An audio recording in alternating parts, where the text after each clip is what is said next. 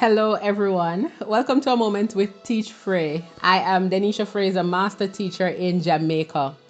I am here to present a discourse on a teacher related topic today. Let's press into today's segment.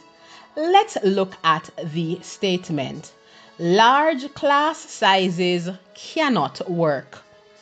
It is widely accepted or spoken of that smaller classes support better academic performance.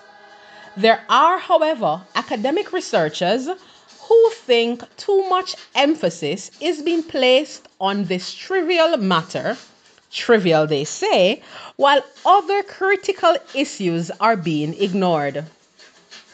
On a controversial matter such as this, there must be the presentation of both sides of the argument. No one can deny that in this scenario, it would seem logical that less is more. But let's dissect the arguments for and against the moot. Tipping point is an argument purported by an educational researcher who said that as class sizes increase, teachers tend to make the content, the assessment, and learning tasks less in depth so that they can manage to review students' work. More time saving and less academically meaningful tasks are given. In this same research, which sampled some 32,000 students, it was found that once the class size tipped over 31 learners, then things started to trend downhill. Another argument against the large class sizes said that the instructors prefer smaller class sizes because this helped them to be in touch with students and to be better able to create that necessary relationship for student success. One more point raised on this side of the fence said, research shows that as class size increase, there is usually no improvement in students' performance. In some cases, there is usually a decline.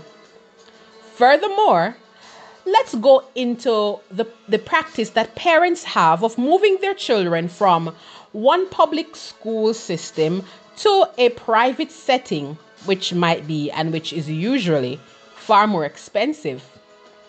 This is usually done to get the students from a class of, say, 45 down to a class of 10 or 12 students.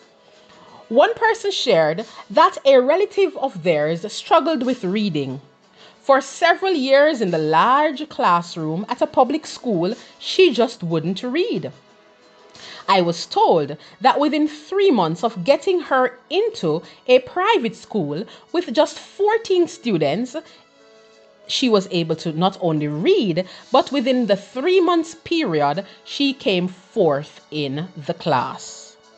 What other factors contributed to this transformation? Well, I don't know, but it's obvious that shrinkage in the class size must have had some impact.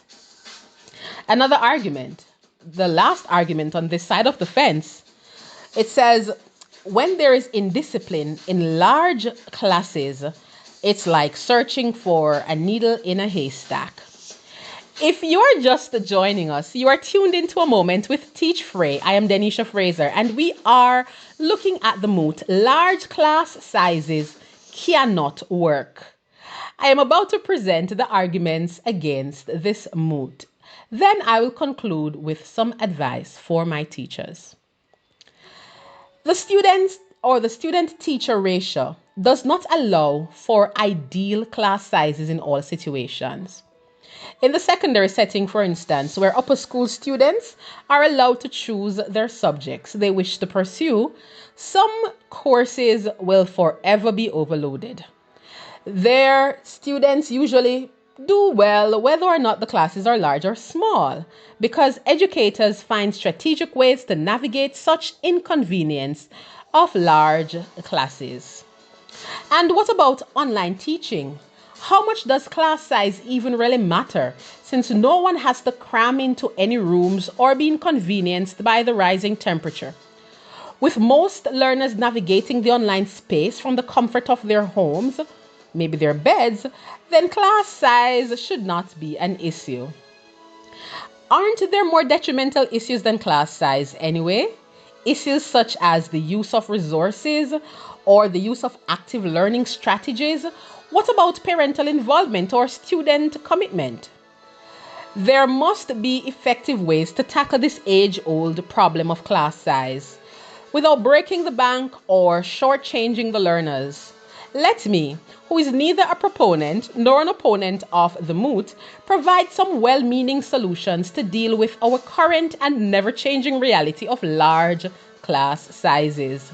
Firstly, let me suggest that we focus on the individual. This might seem impossible, but no matter how large a class is, teachers must seek to know enough about each learner in order to plan effectively to meet their needs. Secondly, why not leverage the power of teamwork? A few segments ago, we looked at the power of group work. With all the tools available for online collaboration, when students are studied and then grouped, the class seemed to shrink, and the same great results can be achieved if the class were half the actual size. And what about minimizing downtime?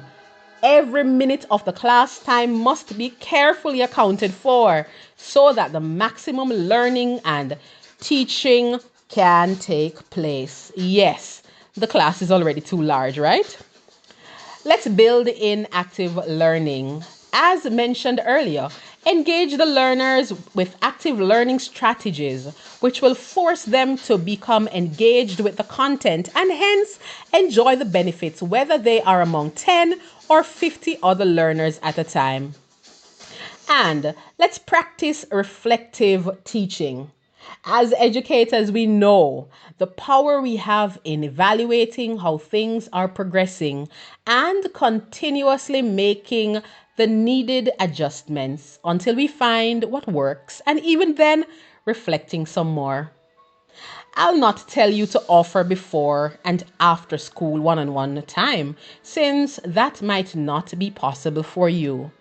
But do what you can to meet the learners where they are with the limited resources and the sometimes inconvenient class sizes. And for those researchers among us, let us take the research a bit further than just small is good and large is bad, to a place where we can dive deeper into the crux of what really makes education work or not. Teachers, keep offering excellent service. Let us strive to achieve or attain mastery. Until next time, it's Teach Frey saying love and peace.